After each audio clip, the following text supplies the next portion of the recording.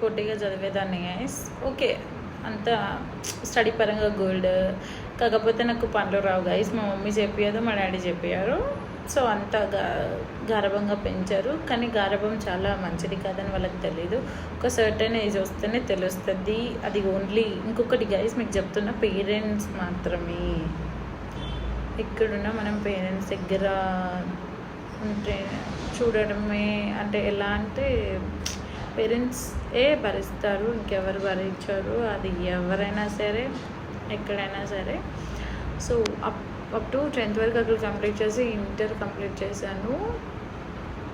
ఇంటర్లో మనం చాలా హాస్టల్ అనమాట, ఫుల్ నిద్ర.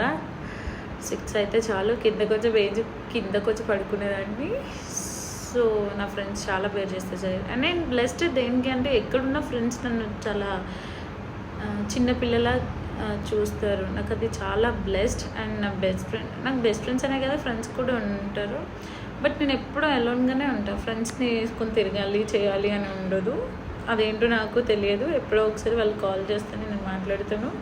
నా చుట్టూ ఎవరు ఉండరు గైస్.